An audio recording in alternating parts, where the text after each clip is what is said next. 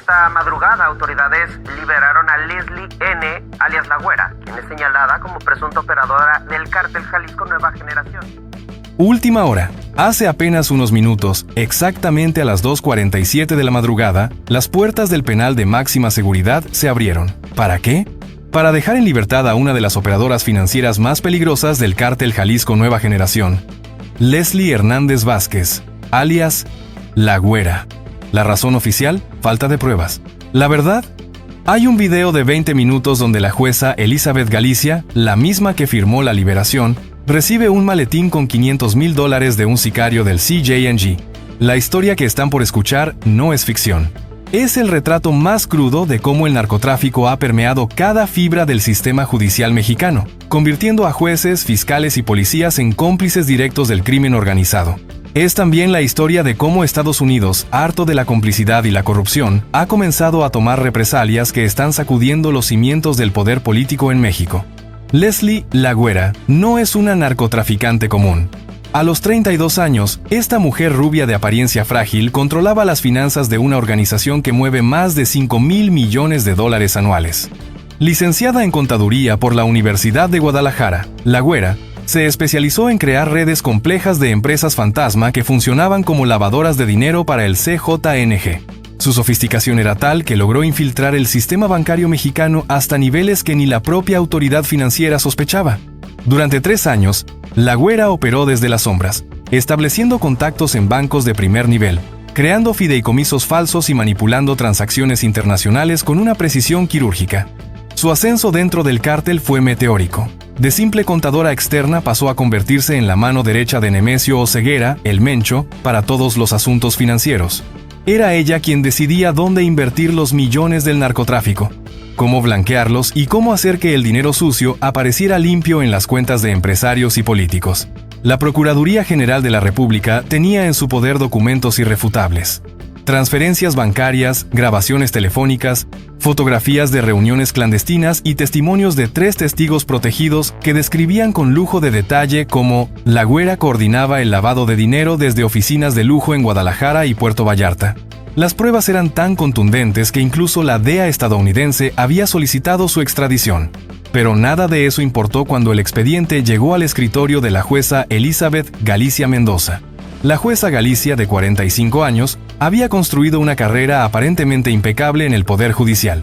Graduada con honores de la Escuela Libre de Derecho, había ascendido rápidamente en el sistema hasta convertirse en una de las magistradas más respetadas del país. Su historial parecía intachable: sentencias equilibradas, criterios jurídicos sólidos y una reputación de incorruptible que la había llevado a manejar algunos de los casos más sensibles de narcotráfico. Sin embargo, una investigación iniciada por agentes de la Unidad de Inteligencia Financiera reveló inconsistencias alarmantes en el patrimonio de la jueza. En los últimos 5 años, Galicia había adquirido 3 propiedades de lujo: una casa en Las Lomas de $8 millones, un departamento en Miami valorado en $700,000 y una residencia en Acapulco frente al mar. Su salario como magistrada era de $60,000 mensuales. Los números simplemente no cuadraban. Las investigaciones también revelaron que la jueza había realizado 28 viajes internacionales en los últimos 3 años, siempre en vuelos de primera clase y hospedándose en hoteles de 5 estrellas. Los registros mostraban estancias en Dubái, Mónaco, Las Vegas y Suiza. Cuando se le preguntó sobre el origen de estos recursos, Galicia alegó que provenían de inversiones familiares exitosas y herencias de parientes fallecidos, pero nunca pudo proporcionar documentación que respaldara estas afirmaciones. El caso de La Güera llegó al juzgado de Galicia el 15 de marzo. Las pruebas ocupaban 12 cajas de evidencias: estados de cuenta bancarios que mostraban transferencias por $180 millones, grabaciones donde La Güera daba instrucciones específicas para el lavado de dinero, fotografías de vigilancia que la mostraban entregando maletas llenas de efectivo y testimonios detallados de colaboradores que habían decidido cooperar con la justicia a cambio de protección. El 23 de marzo, apenas 8 días después de recibir el expediente, la jueza Elizabeth Galicia emitió un auto de libertad inmediata para Leslie Hernández Vázquez. En un documento de apenas 3 páginas, la magistrada argumentó que las pruebas eran insuficientes, que los testimonios carecían de sustento legal y que las evidencias bancarias habían sido obtenidas sin el debido proceso. Era una resolución que contradecía no solo el expediente, sino la lógica jurídica más elemental. Pero lo que realmente sacudió al sistema fue la filtración del video que se convertiría en la bomba más explosiva del sexenio. El 25 de marzo, 2 días después de la liberación de La Güera, un sobre Manila fue entregado en las oficinas de la Fiscalía General de la República. Dentro había una memoria USB con un video de 20 minutos grabado en un restaurante de lujo en Polanco. Las imágenes, captadas por una cámara oculta, mostraban a la jueza Elizabeth Galicia cenando con Rodrigo Sánchez Morales, conocido operador del CJNG y responsable de las relaciones públicas del cártel con funcionarios gubernamentales. En el video se puede ver claramente cómo Sánchez Morales desliza un maletín metálico bajo la mesa hacia los pies de la jueza. La conversación, captada por micrófonos direccionales, es devastadora. Licenciada, el señor está muy agradecido por su comprensión en el caso que platicamos, dice Sánchez Morales mientras corta su filete. No hay nada que agradecer, Rodrigo. La justicia debe seguir su curso natural, responde Galicia tomando un sorbo de vino tinto. 500 por esta vez, pero el señor quiere que sepa que hay más casos similares que van a llegar a su escritorio pronto. Mientras todo se maneje con discreción y profesionalismo, no veo ningún inconveniente, contesta la jueza, sin inmutarse. La grabación continúa durante 18 minutos más, en los que se mencionan nombres de otros magistrados, se discuten montos específicos para acelerar procesos, y se hace referencia a una red de protección que abarca desde juzgados de primera instancia hasta tribunales superiores de justicia. La filtración del video generó ondas sísmicas que llegaron hasta Washington. La administración estadounidense, que durante meses había observado con creciente frustración cómo sus solicitudes de extradición eran sistemáticamente negadas por el sistema judicial mexicano, decidió que había llegado el momento de tomar medidas drásticas. El 1 de abril, el Departamento del Tesoro de Estados Unidos anunció sanciones económicas contra 18 funcionarios mexicanos, incluyendo 7 jueces federales, 4 fiscales estatales y 3 gobernadores. Las sanciones implicaban el congelamiento inmediato de todos sus activos en territorio estadounidense y la prohibición para ciudadanos o empresas americanas de realizar cualquier tipo de transacción comercial con los sancionados.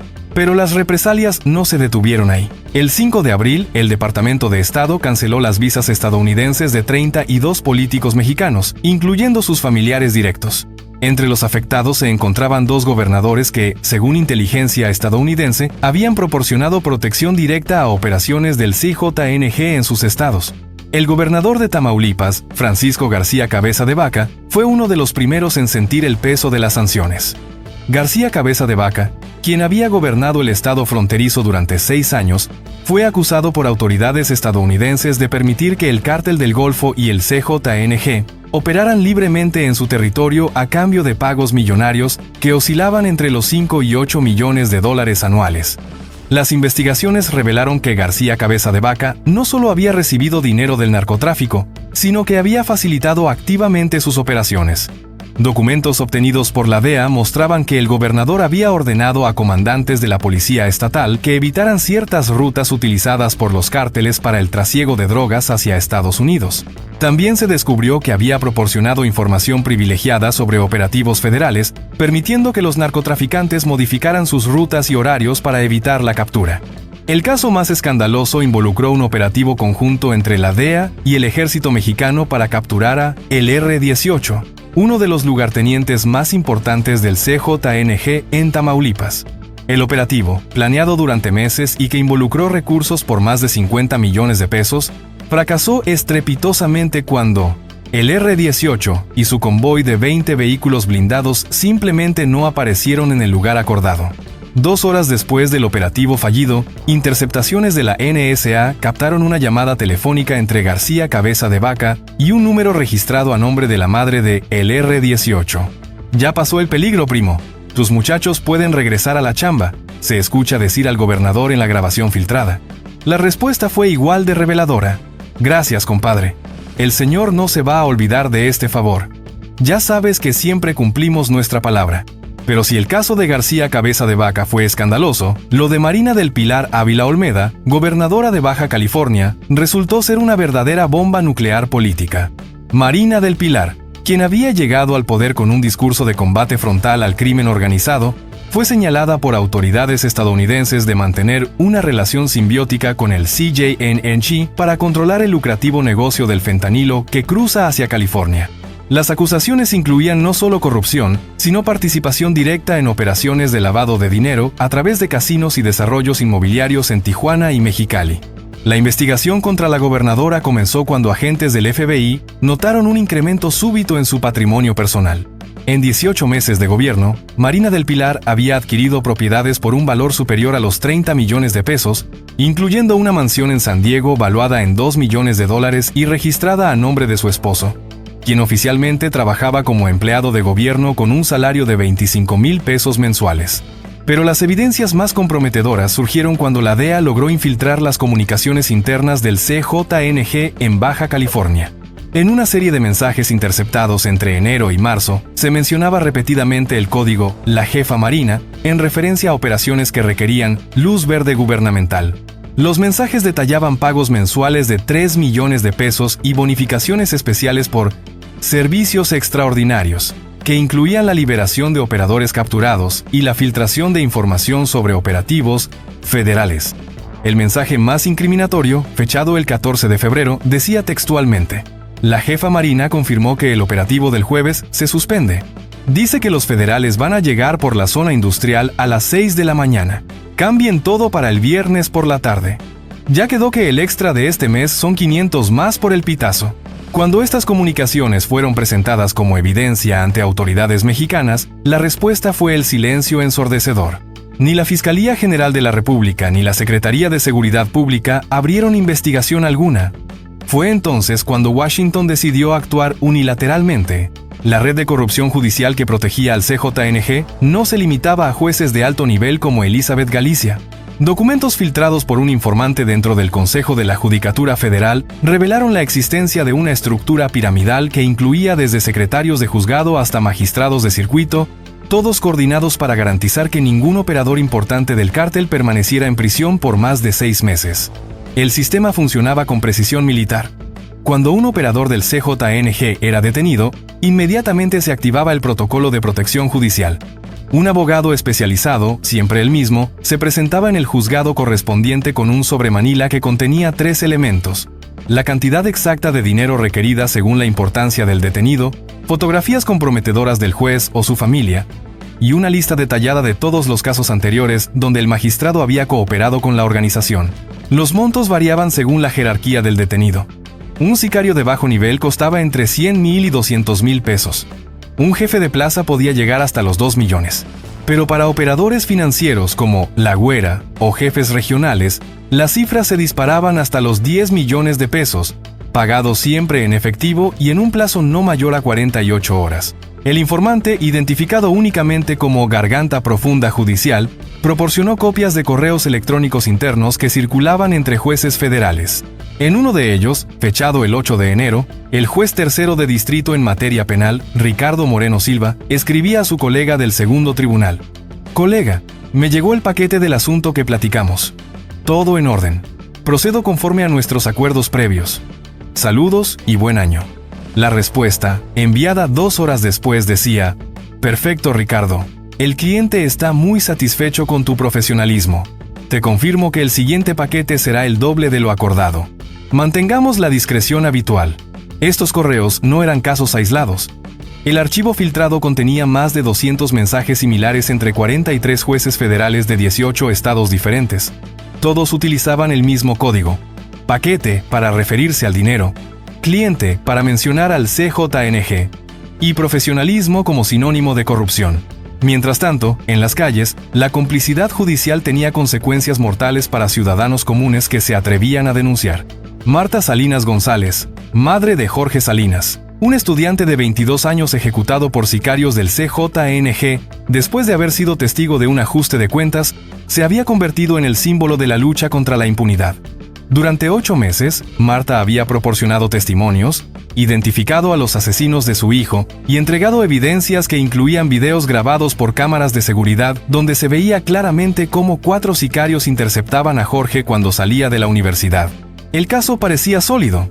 Los videos eran claros, los testimonios consistentes y la investigación ministerial había identificado plenamente a los responsables. Pero cuando el expediente llegó al juzgado, comenzó una cadena de irregularidades que terminarían con la libertad de los asesinos y la desesperación de una madre que había perdido no solo a su hijo, sino también la fe en la justicia. Primero desaparecieron los videos originales. El secretario del juzgado informó que habían sido extraviados durante un cambio de oficina. Después, 2 de los 3 testigos principales fueron encontrados muertos en circunstancias extrañas. Uno apareció ahorcado en su casa, oficialmente catalogado como suicidio, y el otro murió en un accidente automovilístico, cuando su vehículo se estrelló contra un árbol en una carretera recta y sin curvas. El tercer testigo, aterrorizado, se retractó de su declaración y desapareció del estado. Sin videos, sin testigos y con un expediente que misteriosamente había perdido varias páginas clave, el juez no tuvo más remedio que decretar la libertad de los 4 sicarios por falta de pruebas suficientes. Marta Salinas no se rindió. Contrató a un investigador privado que logró obtener copias de los videos desaparecidos y localizó al testigo que había huido. Con nuevas evidencias, interpuso una segunda denuncia. Esta vez, el expediente fue asignado al juzgado de Elizabeth, Galicia. La respuesta de la jueza fue inmediata. Declaró que las nuevas pruebas habían sido obtenidas de manera ilegal y que por tanto no podían ser consideradas en el proceso. Además, determinó que volver a procesar a los sicarios constituiría doble enjuiciamiento, una violación a sus derechos constitucionales. El caso quedó definitivamente cerrado. 3 días después de esta resolución, Marta Salinas recibió una llamada telefónica en su casa. «Señora Marta, ya déjele así. Su hijo ya está muerto, no lo haga que usted también termine igual.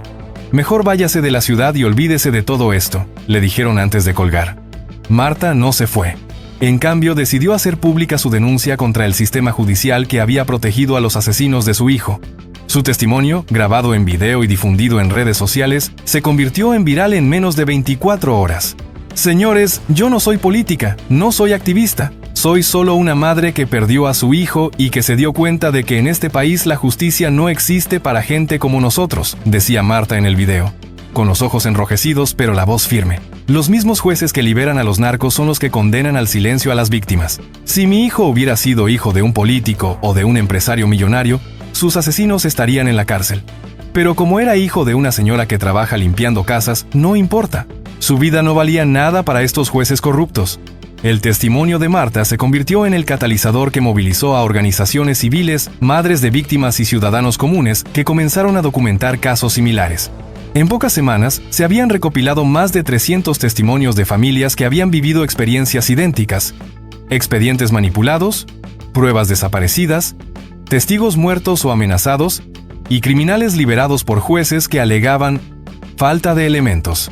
La respuesta del gobierno federal fue típica. Se anunció la creación de una comisión especial para investigar las denuncias, se prometió una reforma integral al sistema de justicia y se aseguró que los responsables serían castigados con todo el peso de la ley. Mientras tanto, ni un solo juez fue investigado, ni un solo expediente fue revisado y ni una sola familia recibió justicia. Pero si las autoridades mexicanas decidieron ignorar el problema, las estadounidenses tenían otros planes. El 15 de abril, en una operación coordinada entre la DEA, el FBI y la Unidad de Inteligencia Financiera de Estados Unidos, fueron congeladas las cuentas bancarias de 237 funcionarios mexicanos en bancos estadounidenses. Los montos congelados superaron los $800 millones, incluyendo propiedades, inversiones y fideicomisos que habían sido utilizados para ocultar dinero del narcotráfico. Entre los afectados se encontraban no solo jueces y fiscales, sino también comandantes de policía, directores de penales y funcionarios de migración que habían facilitado las operaciones del CJNG. La investigación reveló que muchos de estos funcionarios habían establecido empresas fantasma en Estados Unidos para lavar el dinero recibido del crimen organizado. El caso más escandaloso fue el del comandante de la Policía Estatal de Chihuahua, Roberto Fierro Duarte, quien había acumulado un patrimonio de $35 millones en cuentas bancarias de Texas y Nevada. Fierro Duarte, con un salario oficial de $40,000 mensuales, había logrado comprar un rancho de 500 hectáreas en El Paso, 3 casas en Albuquerque y una flota de vehículos de lujo que incluía 2 Ferrari y un Lamborghini. La investigación reveló que Fierro Duarte no solo había recibido dinero del CJNG, sino que había participado activamente en sus operaciones. Interceptaciones telefónicas mostraron que el comandante proporcionaba información detallada sobre patrullajes policiales, permitía el paso de cargamentos de droga por carreteras estatales y había ordenado la liberación de sicarios detenidos por sus propios subordinados.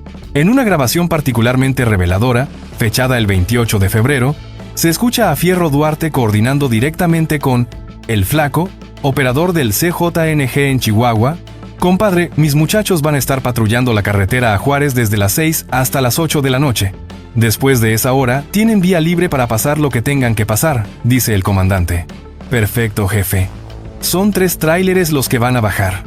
El señor quiere que sepa que este mes el paquete va a estar más pesado de lo normal. Hay bonus por las facilidades, responde el flaco.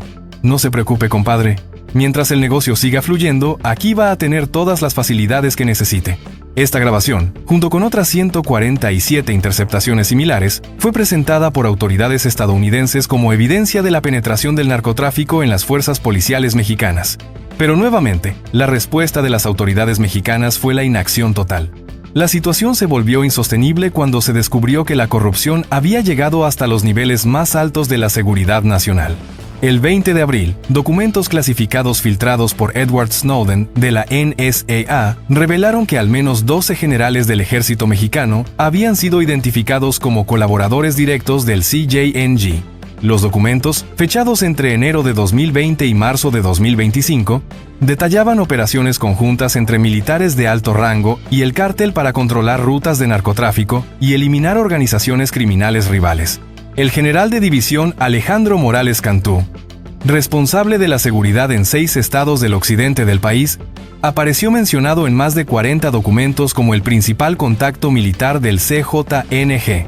Los archivos mostraban que Morales Cantú no solo había recibido pagos millonarios del cártel, sino que había utilizado recursos del ejército para atacar a grupos criminales enemigos del CJNG, esencialmente convirtiendo a las Fuerzas Armadas mexicanas en el brazo armado de Nemesio Oseguera.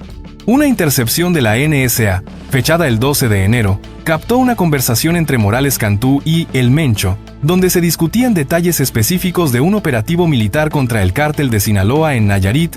General, necesitamos que sus muchachos lleguen fuerte a la zona.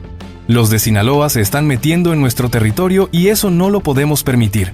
Se escucha decir a El Mencho: no se preocupe, jefe, ya tengo todo listo. Vamos a llegar con 300 elementos y equipo pesado. Para el viernes ya no va a quedar ni uno de esos cabrones en Nayarit, responde el general. Perfecto, ya sabe que siempre cumplimos nuestra parte del trato. El paquete de este mes va a estar el doble de gordo. El operativo se llevó a cabo tal como se había planeado. Oficialmente, fue reportado como un operativo exitoso contra el crimen organizado que había resultado en la detención de 47 presuntos criminales y el decomiso de armamento y drogas. Sin embargo, documentos internos del ejército revelaron que todos los detenidos pertenecían al cártel de Sinaloa, mientras que operadores del CJNG que se encontraban en la misma zona fueron deliberadamente ignorados. La filtración de estos documentos generó una crisis diplomática sin precedentes. El Senado estadounidense convocó a sesiones de emergencia para discutir la posibilidad de declarar a México como un Estado fallido y evaluar la implementación de sanciones económicas masivas que podrían incluir la suspensión del Tratado de Libre Comercio. La presión internacional se intensificó cuando la Unión Europea anunció que seguiría el ejemplo estadounidense e implementaría sus propias sanciones contra funcionarios mexicanos identificados como colaboradores del narcotráfico. Canadá, Reino Unido y Australia anunciaron medidas similares, creando un cerco internacional que amenazaba con aislar completamente a México del sistema financiero global. Pero la gota que derramó el vaso fue la detención masiva de policías en 3 estados simultáneamente. El 25 de abril, en una operación coordinada por la Guardia Nacional y supervisada directamente por observadores de la DEA, fueron detenidos 73 policías de diferentes corporaciones en Chihuahua, Michoacán y Guerrero. La operación, denominada Limpieza Total, había sido planificada durante 8 meses y ejecutada con precisión militar para evitar filtraciones que permitieran el escape de los objetivos. En Chihuahua fueron arrestados 26 elementos, incluyendo 2 comandantes y un director regional. En Michoacán, la cifra alcanzó los 31 detenidos, entre ellos 3 jefes de grupo y un coordinador estatal. Pero fue en Guerrero donde las detenciones causaron mayor impacto. 16 policías de alto rango, incluyendo el subdirector general de la Policía Estatal, fueron arrestados en operaciones simultáneas que se extendieron por todo el estado. Las evidencias presentadas durante las detenciones eran abrumadoras. Los investigadores habían logrado infiltrar las comunicaciones internas de las corporaciones policiales y documentar durante meses cómo los elementos detenidos coordinaban directamente con operadores del CJNG para facilitar sus operaciones criminales. El caso más escandaloso fue el del comandante César Valdés Herrera, de la Policía Estatal de Guerrero, quien había establecido un verdadero sistema de franquicias criminales donde diferentes grupos del CJNG pagaban cuotas mensuales para operar en territorios específicos bajo la protección policial. Los montos variaban según la actividad: 50,000 pesos mensuales para narcomenudeo, 200,000 para secuestros y 500,000 para homicidios por encargo. Valdés Herrera había llegado al extremo de crear un manual de operaciones de 20 páginas donde detallaba cómo los policías bajo su mando debían colaborar con los criminales. El documento, titulado Protocolo de Cooperación Operativa, incluía horarios específicos para patrullajes que permitieran el paso libre de narcotraficantes, códigos de comunicación para alertar sobre operativos federales y procedimientos para la liberación inmediata de criminales detenidos por error. Una sección particularmente reveladora del manual decía: cuando un elemento de la corporación detenga por error a un colaborador identificado, deberá seguir el protocolo 3.7. Reportar falla técnica en el radio, trasladar al detenido hacia la zona de liberación designada, simular escape durante el traslado y reportar el incidente como fuga por negligencia del elemento responsable. El manual también incluía una lista de contactos directos con jefes del CJNG organizados por región, montos específicos de sobornos según el tipo de favor requerido y un calendario de reuniones mensuales donde se coordinaban las operaciones entre policías y criminales. La filtración de este manual generó protestas masivas en todo el país, pero también algo mucho más peligroso: represalias directas del crimen organizado. La noche del 28 de abril, Marta Salinas González fue encontrada muerta en su domicilio. Oficialmente, las autoridades reportaron que había muerto por causas naturales, específicamente un paro cardíaco. Sin embargo, la autopsia independiente solicitada por organizaciones de derechos humanos reveló la presencia de una sustancia no identificada en su sistema y marcas consistentes con tortura. Marta había recibido amenazas constantes desde que hizo pública su denuncia contra el sistema judicial. En sus últimas entrevistas había declarado que tenía miedo, pero que no se detendría hasta obtener justicia para su hijo. Su muerte envió un mensaje claro a todas las familias que habían comenzado a organizarse para denunciar la corrupción. El precio de la verdad podía ser la vida. La muerte de Marta generó una ola de indignación que trascendió las fronteras mexicanas. Organizaciones internacionales de derechos humanos exigieron una investigación independiente, mientras que el Congreso estadounidense aprobó por unanimidad una resolución condenando el asesinato y exigiendo sanciones adicionales contra funcionarios mexicanos. Pero el CJNG y sus protectores en el gobierno no se detuvieron ahí. El 2 de mayo, 5 periodistas que habían estado investigando la red de corrupción judicial fueron atacados en operaciones simultáneas en diferentes ciudades del país. 3 de ellos murieron. Roberto Martínez, reportero de investigación de El Universal, fue acribillado cuando salía de un restaurante en Ciudad de México. Carmen Rodríguez, corresponsal de Proceso en Guadalajara, apareció torturada y ejecutada en las afueras de la ciudad. Y Alejandro Torres, periodista independiente que había estado documentando los vínculos entre jueces y el CJNG, fue encontrado muerto en su automóvil con un disparo en la cabeza. Los otros 2 reporteros, gravemente heridos pero vivos, fueron trasladados a hospitales bajo estricta protección policial. Sin embargo, ambos decidieron abandonar sus investigaciones y salir del país ante la amenaza evidente contra sus vidas. Los asesinatos de los periodistas marcaron un punto de inflexión. Ya no se trataba solo de corrupción institucional, sino de un Estado que había perdido completamente el control frente al crimen organizado. El CJNG no solo había comprado jueces, policías y militares, había demostrado que tenía el poder de eliminar físicamente a cualquiera que representara una amenaza para sus intereses. La respuesta internacional fue inmediata y devastadora. El 5 de mayo, el presidente de Estados Unidos firmó una orden ejecutiva que declaraba al CJNG como una organización terrorista internacional, equiparándolo con ISIS y Al-Qaeda en términos de la amenaza que representaba para la seguridad nacional. Esta clasificación implicaba que cualquier funcionario mexicano que mantuviera vínculos con el cártel sería automáticamente considerado como colaborador del terrorismo, con todas las consecuencias legales que eso conllevaba.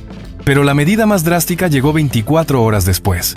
El Departamento del Tesoro anunció el congelamiento total de los activos mexicanos en el sistema financiero estadounidense hasta que el gobierno de México demostrara acciones concretas y verificables para desmantelar la red de corrupción que protegía al CJNG. La medida afectaba no solo a funcionarios sospechosos, sino a empresas, bancos y organizaciones civiles mexicanas que tenían operaciones en Estados Unidos.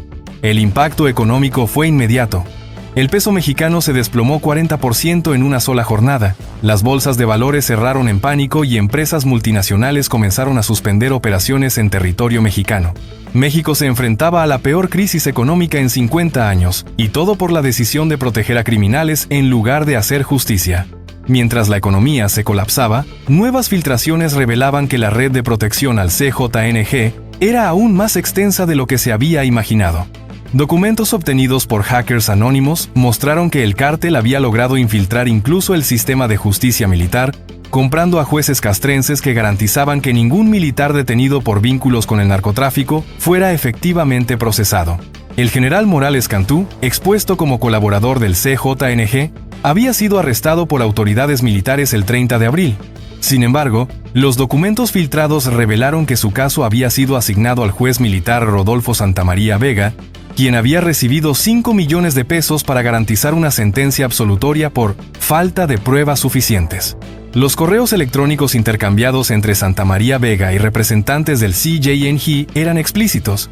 En uno de ellos, fechado el 6 de mayo, el juez escribía: «Estimados señores, confirmo que el expediente del general ha sido revisado exhaustivamente y que las irregularidades procesales identificadas garantizarán una resolución favorable a sus intereses.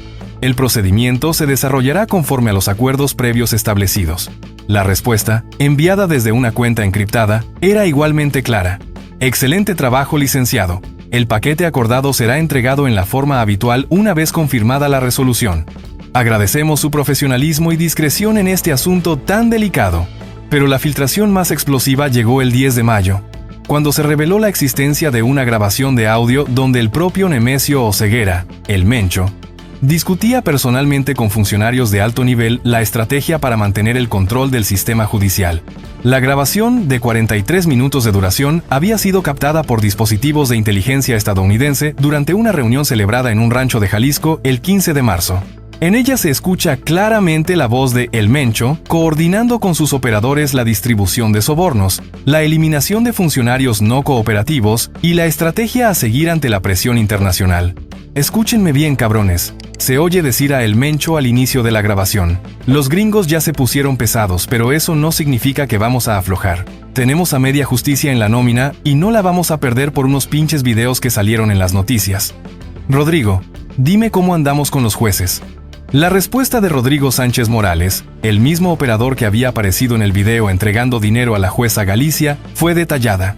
«Jefe, tenemos controlados a 37 jueces federales, 12 magistrados de circuito y 4 ministros de tribunales superiores.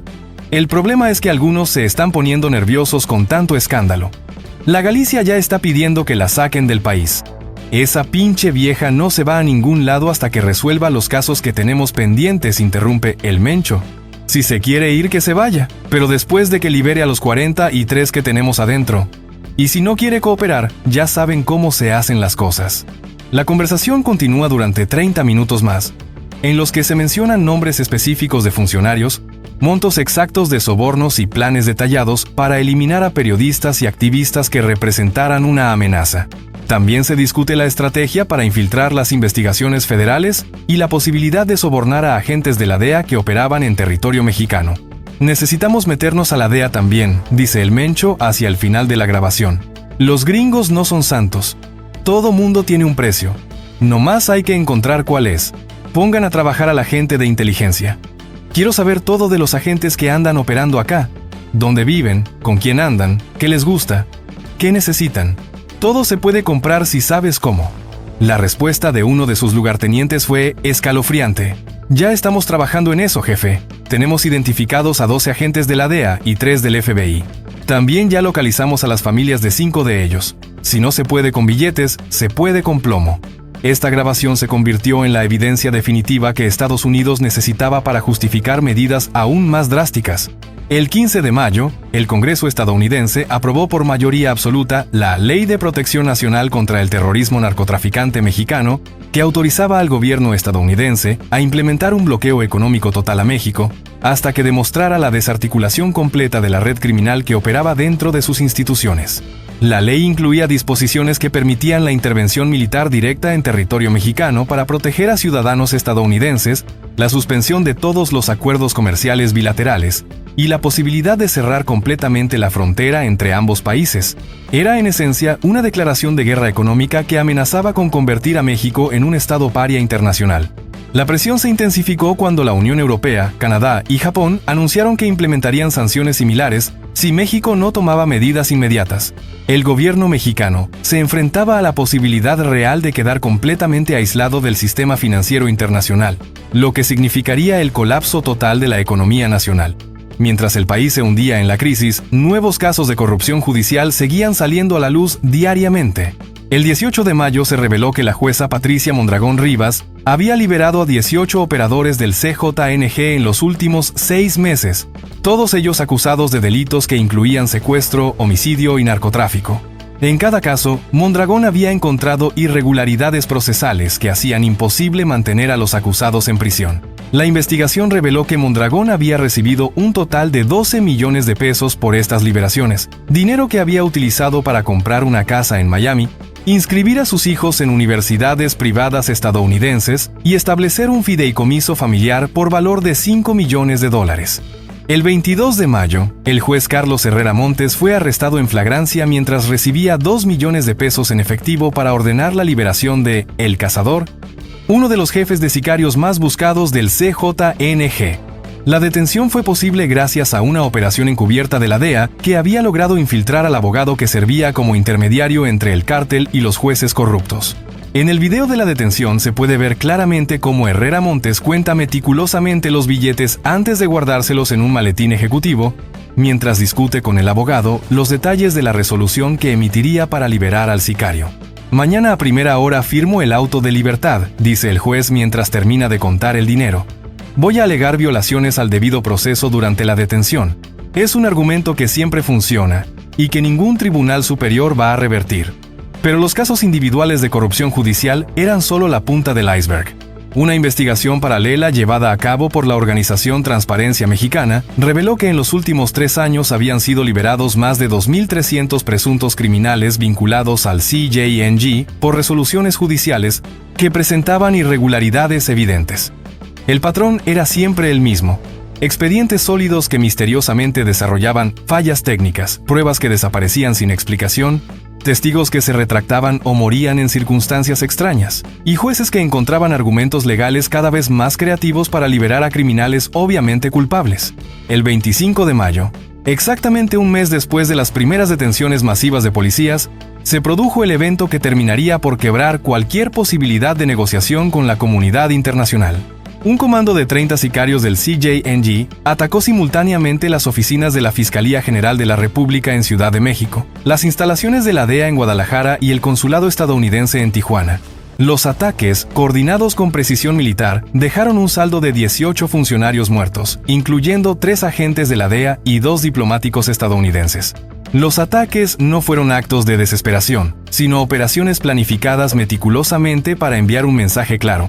El CJNG tenía la capacidad y la determinación de atacar objetivos del gobierno mexicano y estadounidense en territorio nacional. Era una declaración de guerra abierta que cruzaba todas las líneas rojas imaginables. La respuesta fue inmediata. El presidente estadounidense ordenó el cierre total de la frontera con México y la evacuación de todo el personal diplomático. Por primera vez en la historia moderna, Estados Unidos rompía relaciones diplomáticas con México y declaraba al país como una zona de combate activo, donde el crimen organizado había superado la autoridad del Estado. Pero lo más revelador de los ataques fue lo que ocurrió después. Mientras los cuerpos de los funcionarios asesinados aún se encontraban en las morgues, la jueza Elizabeth Galicia emitió una orden de liberación para El Cazador, el mismo sicario por cuya libertad el juez Carlos Herrera había sido arrestado días antes. Galicia argumentó que la detención de Herrera había contaminado el proceso judicial y que, por tanto, era necesario liberar inmediatamente al acusado para preservar sus derechos constitucionales. La resolución se emitió a las 3 de la madrugada, sin notificar a las autoridades correspondientes y violando todos los protocolos establecidos. Cuando los custodios del penal llegaron a trabajar a las 6 de la mañana, se encontraron con que El Cazador ya había sido liberado por órdenes superiores durante la madrugada. Era la confirmación definitiva de que el sistema judicial mexicano no solo estaba infiltrado por el crimen organizado, sino que había sido completamente tomado por él. Los jueces ya no disimulaban su complicidad. Actuaban abiertamente como empleados del CJNG, emitiendo resoluciones que beneficiaban directamente a los criminales sin importar las consecuencias legales o diplomáticas. El 30 de mayo, en una sesión extraordinaria del Consejo de Seguridad de las Naciones Unidas, Estados Unidos presentó un informe de 300 páginas que documentaba la captura criminal del Estado mexicano y solicitaba la intervención de la comunidad internacional para restablecer el orden constitucional. El informe incluía transcripciones de las grabaciones de El Mencho, copias de los correos electrónicos entre jueces y criminales, evidencias de los sobornos recibidos por funcionarios de todos los niveles y una lista de 247 funcionarios mexicanos identificados como colaboradores activos del CJNG. La presentación del informe generó una crisis sin precedentes en el sistema internacional. Por primera vez en la historia moderna, se estaba discutiendo seriamente la posibilidad de que una nación fuera expulsada de organismos internacionales por haber perdido el control de sus instituciones ante el crimen organizado. Representantes de 43 países expresaron su apoyo a las sanciones estadounidenses, mientras que organizaciones internacionales como Amnistía Internacional y Human Rights Watch emitieron comunicados exigiendo la intervención inmediata de la comunidad internacional para proteger a la población civil mexicana. Mientras el país se hundía en el aislamiento internacional, las consecuencias internas de la crisis comenzaron a manifestarse de maneras cada vez más violentas. El 2 de junio, grupos de ciudadanos armados comenzaron a formar patrullas de autodefensa en 15 estados del país. Los grupos, formados principalmente por familiares de víctimas del narcotráfico, declararon que no reconocían la autoridad de instituciones que habían demostrado estar al servicio del crimen organizado. En Michoacán, más de 5,000 ciudadanos se organizaron para expulsar tanto a criminales como a policías de sus comunidades. En Guerrero, grupos de autodefensa tomaron el control de 3 municipios completos, expulsaron a las autoridades locales y establecieron sus propios sistemas de justicia. En Tamaulipas, ciudadanos armados comenzaron a patrullar la frontera con Estados Unidos, alegando que las autoridades oficiales solo facilitaban el paso de drogas y criminales. La respuesta del gobierno federal fue enviar al ejército para reprimir a los grupos de autodefensa, lo que generó enfrentamientos que dejaron decenas de muertos. La paradoja era evidente. El mismo gobierno que era incapaz de controlar al crimen organizado utilizaba la fuerza militar contra ciudadanos que intentaban defenderse de los criminales. El 5 de junio se produjo el evento que muchos consideran como el punto de no retorno en esta crisis. La jueza Elizabeth Galicia fue encontrada muerta en su oficina, aparentemente asesinada por el mismo CJNG al que había servido durante años. La investigación reveló que Galicia había intentado huir del país con documentos que comprometían a funcionarios de aún más alto nivel, incluyendo magistrados de la Suprema Corte de Justicia. Los documentos, encontrados en una caja fuerte en su domicilio, revelaban que la red de corrupción judicial alcanzaba niveles que nadie había imaginado. Entre los papeles se encontraron recibos de pagos a 3 ministros de la Suprema Corte, contratos de soborno con el consejero presidente del Poder Judicial y una lista de resoluciones específicas que serían emitidas en los próximos meses para beneficiar al CJNG. El documento más explosivo era una transcripción de una reunión entre Galicia y el ministro de la Suprema Corte Francisco Valdés Corona, donde se discutía la posibilidad de declarar inconstitucional la Ley de Seguridad Nacional para evitar que las autoridades pudieran procesar a funcionarios corruptos bajo cargos de traición a la patria. Elizabeth, necesitamos que la Corte actúe rápido. Se lee en la transcripción. Si no paramos estas investigaciones a nivel constitucional, todos vamos a terminar en una prisión estadounidense. Los gringos ya no están jugando. Tienen evidencias de todos nosotros. La respuesta de Galicia era igualmente reveladora. Francisco, ya hablé con los otros 2 ministros que están en la nómina. Están de acuerdo en votar a favor de la declaratoria de inconstitucionalidad. El problema va a ser justificar jurídicamente una decisión tan obviamente dirigida a proteger la corrupción. Eso déjaselo a los abogados constitucionalistas que tenemos en la nómina. Ellos van a encontrar los argumentos legales que necesitemos. Lo importante es que votes correctamente cuando llegue el momento, concluía el ministro. La muerte de Galicia marcó el inicio de una ola de violencia que terminó con las vidas de 14 funcionarios judiciales en las siguientes 2 semanas. El CJNG había decidido eliminar a todos los jueces y magistrados que conocían detalles comprometedores de la organización criminal. Era una estrategia de tierra quemada diseñada para borrar cualquier evidencia que pudiera utilizarse en futuras investigaciones. Entre las víctimas se encontraron 3 magistrados de tribunales superiores, 5 jueces federales, 4 secretarios de juzgado y 2 ministros de la Suprema Corte. Todos fueron asesinados en circunstancias que simulaban accidentes o suicidios, pero que claramente constituían ejecuciones planificadas. La masacre judicial generó pánico entre los funcionarios restantes. Más de 200 jueces solicitaron licencias médicas indefinidas, 40 magistrados renunciaron a sus cargos y 3 ministros de la Suprema Corte abandonaron el país alegando amenazas contra su integridad física. México se quedó literalmente sin sistema de justicia funcional. Los juzgados permanecían cerrados, los expedientes se acumulaban sin resolución y miles de casos quedaron en el limbo legal. El país había llegado al punto donde el crimen organizado no solo controlaba la justicia, sino que había decidido destruirla completamente para evitar consecuencias. El 15 de junio, en una decisión sin precedentes, el Consejo de Seguridad de las Naciones Unidas aprobó por unanimidad la Resolución 2437 que autorizaba la intervención humanitaria limitada en territorio mexicano para restablecer el orden constitucional y proteger a la población civil. La resolución, respaldada por todos los miembros permanentes del Consejo de Seguridad, establecía un ultimátum de 30 días para que el gobierno mexicano demostrara capacidad real de controlar a sus instituciones y neutralizar la amenaza del crimen organizado. Si no se cumplían las condiciones establecidas, se autorizaba una intervención militar multinacional. Las condiciones eran específicas y verificables. Detención y procesamiento efectivo de al menos 100 funcionarios identificados como colaboradores del CJNG, restablecimiento del sistema judicial con magistrados internacionales supervisores, desmantelamiento verificable de la estructura financiera del cártel y garantías internacionales de que la justicia mexicana volvería a funcionar conforme a estándares internacionales. Mientras el reloj corría hacia el ultimátum internacional, la historia de Marta Salinas González regresó para cerrar este círculo de impunidad y corrupción. El 20 de junio, exactamente 2 meses después de su asesinato, se reveló que Marta había logrado grabar una serie de videos testimoniales que había dejado en custodia de organizaciones internacionales de derechos humanos. En estos videos, grabados durante sus últimas semanas de vida, Marta había documentado no solo el caso de su hijo, sino una red de corrupción que abarcaba desde policías municipales hasta magistrados federales. Mi nombre es Marta Salinas González, decía en el primer video, sentada en la sala de su casa con una expresión de determinación que contrastaba con la tristeza en sus ojos. Si están viendo esto es porque probablemente ya me mataron. Pero antes de morir, quiero que sepan la verdad sobre lo que pasó con mi hijo Jorge y sobre lo que está pasando en este país.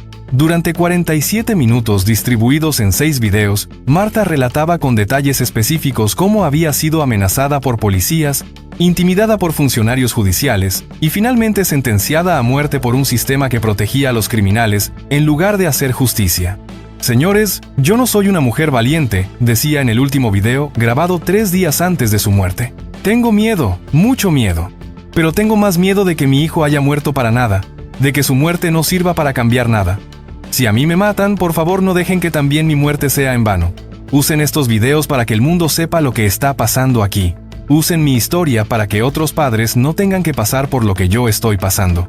El testimonio de Marta se convirtió en el símbolo internacional de la lucha contra la impunidad. Sus videos fueron reproducidos en el Congreso estadounidense, en el Parlamento Europeo y en las Naciones Unidas. Se convirtió en la voz de miles de víctimas silenciadas por un sistema que había decidido ponerse al servicio del crimen. El 25 de junio, 5 días antes del vencimiento del ultimátum internacional, México vivió la jornada más violenta de su historia moderna. El CJNG, en un último intento desesperado por mantener el control, lanzó ataques simultáneos contra objetivos gubernamentales en 23 ciudades del país. Cuarteles de policía, oficinas de gobierno, instalaciones militares y medios de comunicación fueron atacados con armamento de guerra por comandos perfectamente coordinados. El saldo fue devastador. 243 funcionarios públicos muertos, 197 civiles asesinados y daños materiales que superaron los 5,000 millones de pesos. Pero lo más grave fue la demostración de que el CJNG tenía la capacidad militar para atacar simultáneamente en todo el territorio nacional, evidenciando que había alcanzado un nivel de organización y recursos que rivalizaba con las Fuerzas Armadas oficiales. La respuesta del gobierno mexicano fue la declaración del estado de sitio nacional y la solicitud formal de ayuda militar internacional. Era el reconocimiento oficial de que el Estado mexicano había perdido el control de su territorio ante una organización criminal. El 30 de junio, exactamente al vencimiento del ultimátum, comenzó la Operación Justicia Restaurada. la primera intervención militar multinacional en América Latina desde el fin de la Guerra Fría. Fuerzas especiales estadounidenses, canadienses y europeas entraron a territorio mexicano con el mandato específico de desmantelar la red de corrupción que había permitido al CJNG capturar el estado. En las primeras 24 horas fueron arrestados 347 funcionarios mexicanos, incluyendo 2 gobernadores, 12 magistrados federales, 43 jueces de distrito y más de 200 comandantes policiales. Los arrestos se realizaron con base en evidencias recopiladas durante meses por agencias de inteligencia internacionales. Cada detención venía acompañada de documentos específicos que demostraban la participación directa del funcionario en actividades de protección al crimen organizado. Mientras las fuerzas internacionales restauraban el orden constitucional, se reveló la magnitud real de la penetración criminal en las instituciones mexicanas. Los análisis forenses de computadoras y teléfonos decomisados revelaron que el CJNG había logrado infiltrar el 87% del sistema judicial federal, el 73% de las policías estatales y el 45% de las fuerzas militares. Era una captura institucional de una magnitud sin precedentes en la historia moderna. Los documentos recuperados mostraban que el cártel había invertido más de $2,000 millones en sobornos durante los últimos 5 años, convirtiendo la corrupción en su principal estrategia de crecimiento y protección. Habían creado un verdadero estado paralelo, donde ellos dictaban las reglas y las autoridades oficiales simplemente ejecutaban sus órdenes. Hoy, 6 meses después del inicio de esta crisis, México comienza lentamente a reconstruir sus instituciones bajo supervisión internacional. Un nuevo sistema judicial, integrado por magistrados mexicanos e internacionales, ha comenzado a procesar los miles de casos que habían sido manipulados por la red criminal. Se han reabierto las investigaciones sobre los asesinatos de Marta Salinas, los periodistas ejecutados y los funcionarios que se atrevieron a denunciar la corrupción. Leslie La Güera fue nuevamente arrestada y actualmente enfrenta cargos por lavado de dinero, pertenencia a organización criminal y traición a la patria.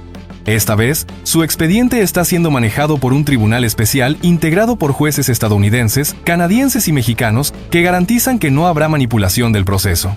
La jueza Elizabeth Galicia, asesinada por la misma organización criminal a la que sirvió, se ha convertido en el símbolo de cómo la corrupción termina devorando a sus propios protagonistas. Su muerte demostró que en el mundo del crimen organizado no existen aliados permanentes, solo cómplices temporales que pueden ser eliminados cuando dejan de ser útiles. Pero la pregunta que sigue resonando en cada rincón de México es la misma que Marta Salinas planteó en su último video. ¿Cómo permitimos que llegáramos hasta aquí? ¿Cómo un país entero permitió que criminales compraran a sus jueces? Que narcotraficantes dictaran sentencias y que la justicia se convirtiera en una mercancía que se vendía al mejor postor? ¿Cómo fue posible que una organización criminal lograra capturar completamente las instituciones que debían proteger a la ciudadanía? Las respuestas son complejas, pero una cosa es clara.